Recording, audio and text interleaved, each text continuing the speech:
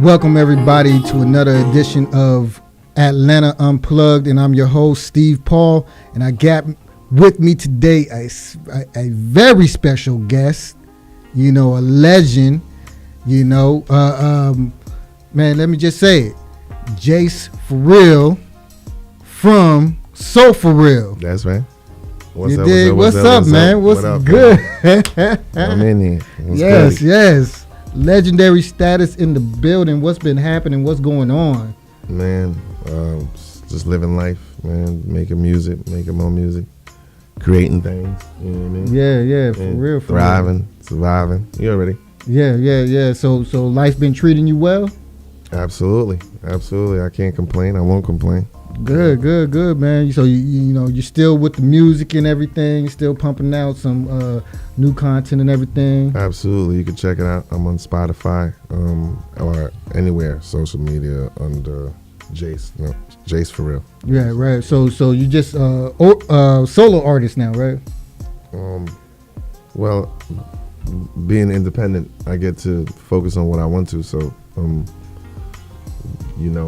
Jase4Real and Jase4Real, so this is what we do.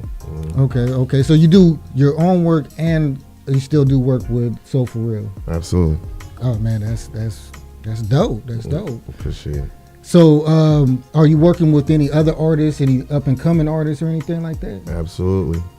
Got a team, my teammates, which is my bros. Jase4Real, we got the label and we signed. We're launching the artists that we've signed. And whatnot. You could expect that in the near future. Okay. You'll hear about it soon. Okay, dope. Shout outs to Champion League and the whole camp. Yeah. Shout out. And you are based here in Atlanta now, right? Yep. Been here for a while. Been here for a while. Has Atlanta been treating you good? Yeah, I keep it in the cut. I keep it tucked a little bit. You know what I mean? Yeah. I like it out here. It grew on me. Yeah. Been out there for a while. Yeah. Okay. That's dope. That's dope. So, how do you feel about? Because when you was coming in here, you saw another young artist and everything like that. You know what I mean? And I'm pretty sure that he's heard of your music. He heard your music. Yeah. But being introduced to you, you know what I mean, because the generation gap and everything like that. How does that make you feel? Like when they sit there like they don't recognize you right off the bat, but it makes me kind of realize the power of the brand. That's pretty much it. But I don't feel no kind of way. Puts me in a position of I guess teacher. I get to enlighten people. Right. Without the whole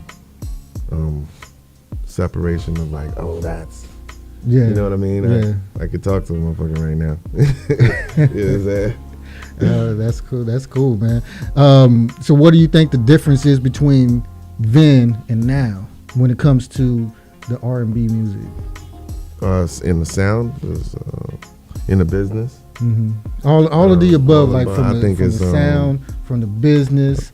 Do you think they have been staying intact with the feel of R&B the way it used to be? I think they're trying. You know what I'm saying? I think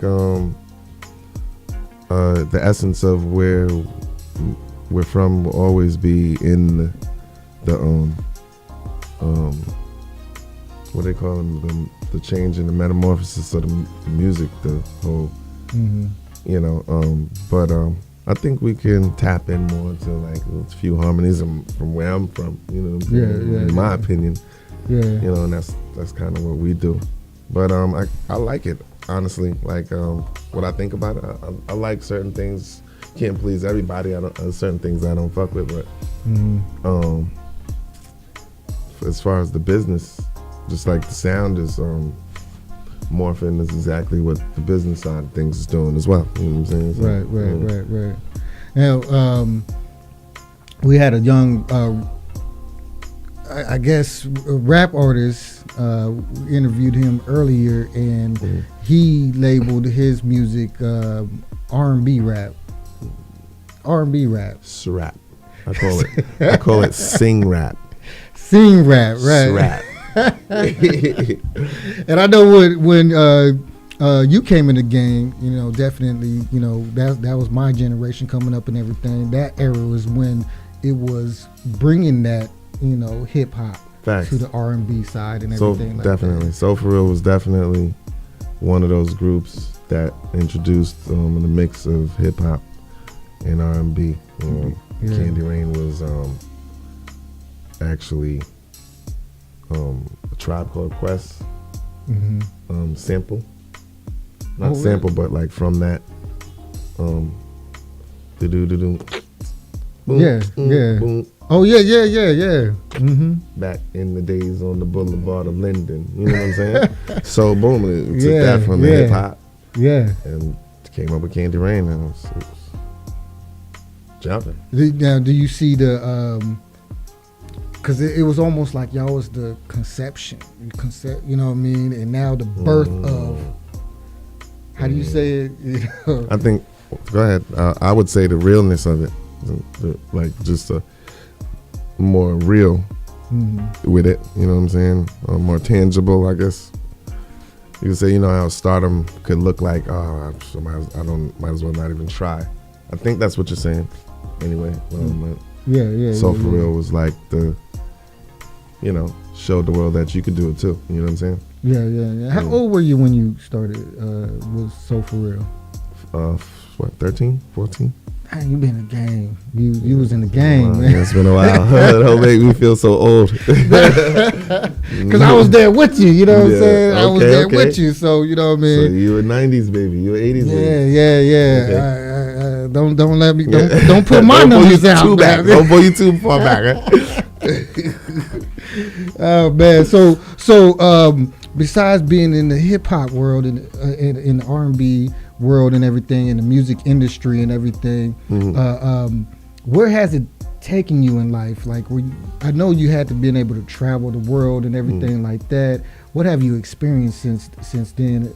For the places it took you.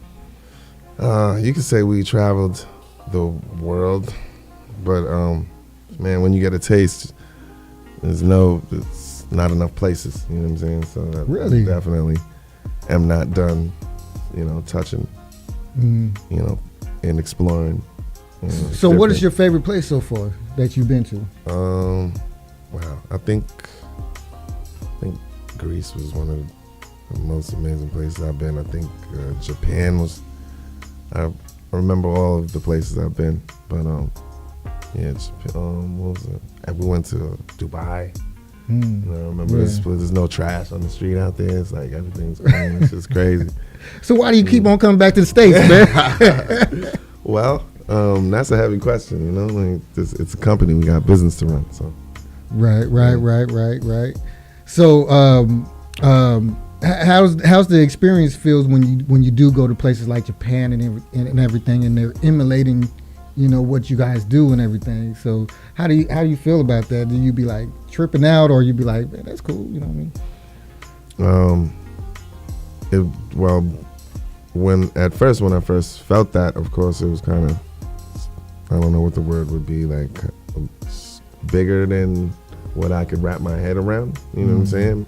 Surreal, maybe, I don't know. But like nowadays, it kind of just shows me like the market, you know, and you know what my job. It shows me what to do. It gives me motivation to, you know, reach out and touch my brothers and sisters, my fans, the world. You know what I'm saying? Right. So the content that you are making today in recent times and everything, do you stick with the love subjects, or are you? Yeah. Do you stick with the love subjects, or do you get on the topics of what's happening today? You know what I mean, with the Black Lives Matter. Absolutely. You know, this presidential race that's crazy and everything. And then I want to know your opinion on Ice Cube, man, and what's going on with him. So yeah, I heard about that. Okay, so the answer is absolutely for the positive change and the growth in I want to say politics, I guess humanity, and just for us to go from there's a specific word, of course, but I'm not too versed in that lingo because I know it's all bullshit. You know what I'm saying? But you're talking about the politics. Yes, I agree. But I'm all for, amplifying the righteousness, the way to do things the right way. You know what I'm saying? And of course, getting rid of this.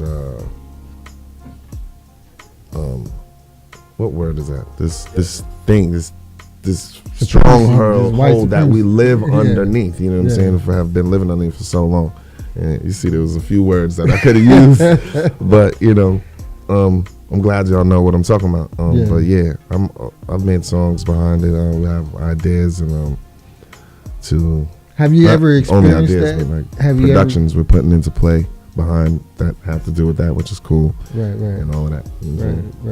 Right. Dope. Have you ever experienced that in your line of work, as far as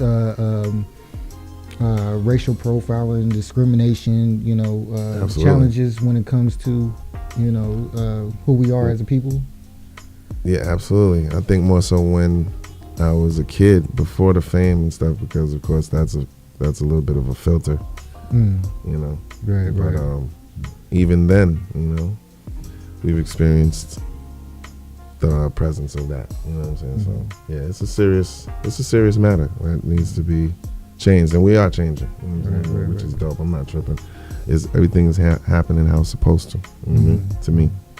And you grew up where? Long Island, New York. Long Island, New York. Is it the same today as it was back then?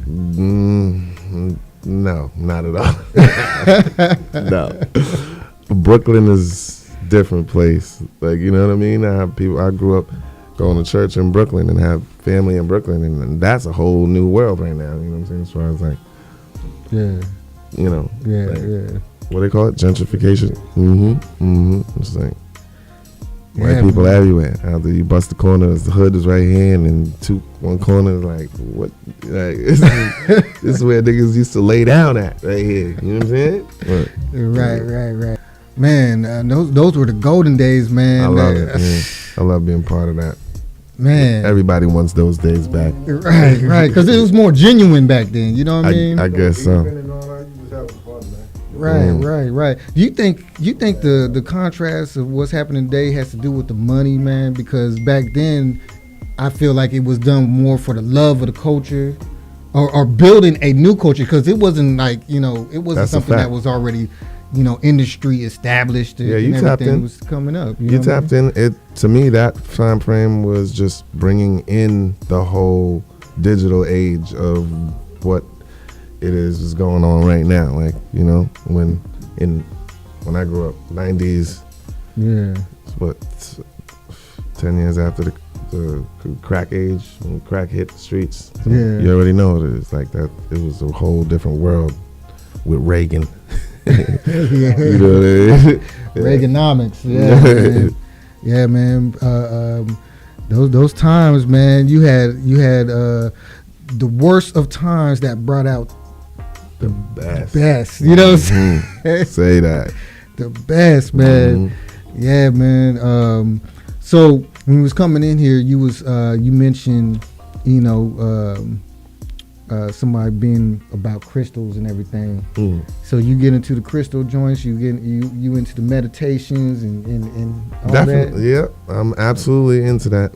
Everybody meditates differently, and I think the crystals are dope because it's, to me, how can I put it? It's like a physical representation of your chakras. You know what I'm saying? And being balanced is one of the things that I think the whole moving and the consciousness of everyone right now is changing. You know what I'm saying? So that it's matching that. Right. To me, that's what that represents. You know what I'm saying? So that's just dope to me. Yeah. So what is your best experience in life? You know what I mean, as far as where life has taken you and everything like that. What is that one point that you felt like, okay, this is the ultimate, and you know, you could be there right now. If you could go right to that space and time right now, you would. What would be that? Well, I don't think I really have that. I think I've made in myself it comfortable to be uncomfortable. You understand? Which means, like, this is for my kids. The most beautiful moments were, you know, having them, and just to like be able to just pay attention to them. You know, is what we work for, and that's what it is. You know, not matter, but your work takes you away from your kids. You know what I'm saying? Usually, so it's a catch-22, and to be able to have the space to do both at the time is cool. Just, you know what I mean? But yeah, never be comfortable. Just stay working for the kids. You know what I mean? Right. Children, man, that is the ultimate right there. You know. So, how many children you got? I have 4 little devils. You got 4 of them. Do they check you out? Beautiful. Do they know what you do? Do they know what you're about? Do they be like, yo, I need, you know? Yeah, they know what's up. They know what's up. They be messing with me, singing my song when they know I don't want to hear that shit. I'll be like, yo, go sing your song. Did you just record some shit? Nah. If I want them to do what they want to do, and just kind of preparation is everything. Be prepared for whatever. So that's where I'm at with it. Like, so who's the next star? Which one out of your children is the one that you see that's going to be the one that comes up in this genre? They're all doing their thing, man. I can't even say. I think they're all going to do what they want to do. Are they all singers? Are they rappers? They can sing. They all can sing if they want to. Yeah, you know what I'm saying? Yeah. So maybe one may not be into it as much as another, but you know what I'm saying? My daughter said, yo, Daddy, I want to do merchandising. What? Like, what you been paying attention to? I didn't tell you about merchandising. She was like 6 when she said that. Well, okay. Now, do you actually give them the lessons and advice, and you know what I mean, how to maneuver within the industry and everything, so they don't have the same pitfalls as somebody? Well, they're not that of age yet, but I do as much as I can. You know what I'm saying? Just I be real with them. You know what I'm saying? Right. Do you bring them around other like artists and everything like that, or do other artists come around? My son's starting to. My eldest, shout outs to Jordy, J4Real. Yeah, he's starting to be able to move around, and yeah, if he wants to, I plan to, you know, put him where he can see and learn what he might want to get into. You know what I'm saying? It's whatever he wants to do. I mean, what type of father are you? Are you one that's like, you know, you gotta earn your stripes, or are you one that's like, look, I done did all this, so y'all don't have to worry about nothing? See, to me, I want to kind of create. I don't want to create another slave. You feel me? So I don't, you know, putting them under a certain pressure. It's a different type of pressure that I want to, that they're going to be under anyway. You know what I'm saying? Like, I don't want to put them under any pressure, like, except for what they have for them, what they made for themselves. And I'm like, the reason why I look at it like that, if you just pile on certain things before a certain time, it's just going to be like, they're not going to be they're just going to be the same program that we had is what they're going to do. And how do we're breaking generational curses is the key, is what it is we're trying to do here. So like, why teach them in the same way you were taught? You know what I mean? Give them the space to make mistakes and learn for themselves. You know what I'm saying? Right. That's what type of parent I am. Was your parents instrumental in your upbringing? Yeah, I know my parents. Well, as far as in my upbringing, but as far as the business, not so much, But yeah, my parents were there my whole life. Okay. So 13, you got money coming in, or did you have those contracts that was like, you really wasn't seeing no residuals? Nah, I was getting a little allowance and shit. Allowance. Yeah, I mean, of course I was underage, so up until 18, they keep your money. Okay. Stacking. Okay. You couldn't wait till you was 18 and I couldn't wait. I couldn't wait. What's the first thing you did? Neither could everybody else. Everybody else couldn't wait neither. Right.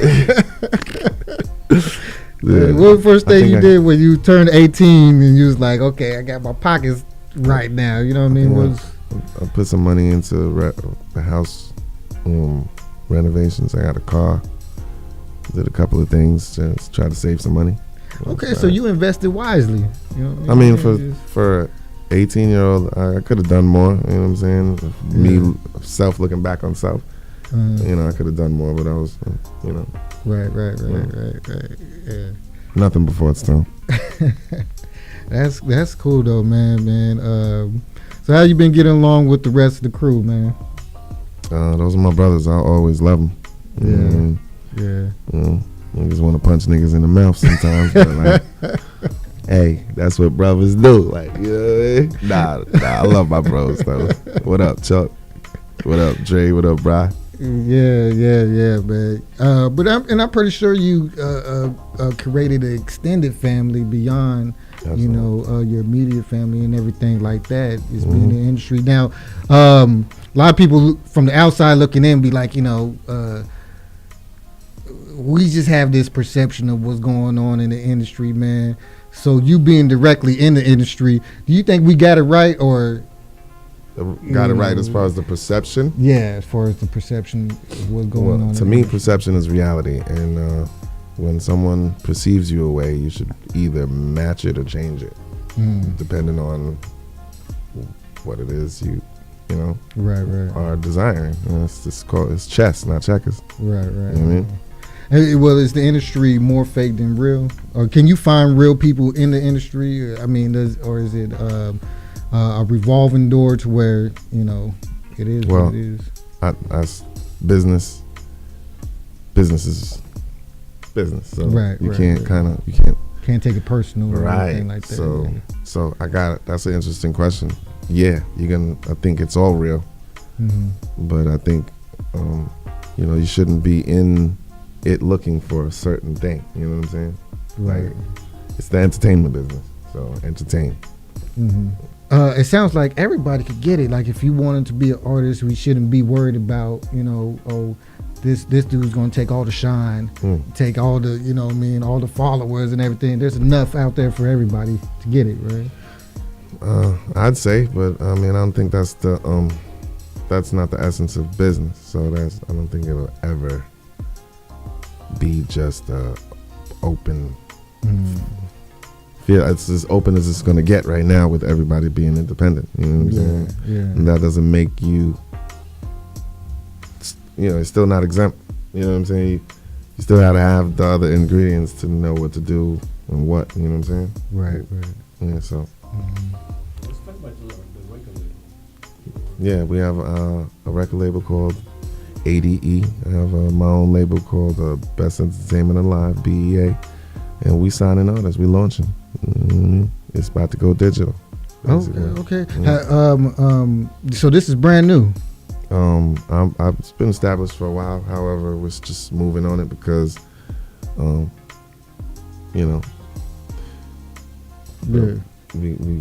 had work to do. It takes time. You know what I'm saying? Right. So you looking for all type of artists, or you just want specific artists?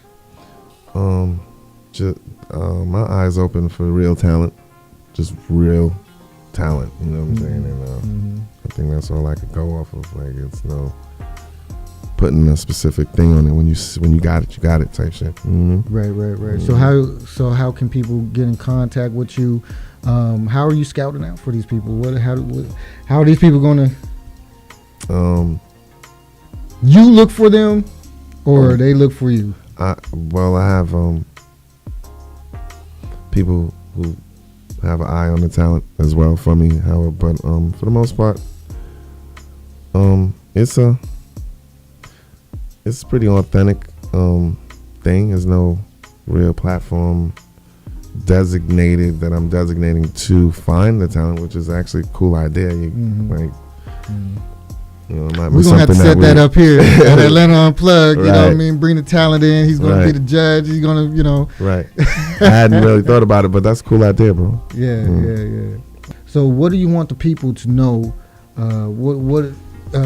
This is your time to get whatever you have on your chest, anything you have on your mind, on your heart, on your soul, to speak to the people. And I just want y'all. I want them to know that I love them, and I want them to know I got these new projects out. I want them to know where to go get it. I want them to go follow me at Jase4Real everywhere. Yeah. I want them to go click them buttons and enjoy the music.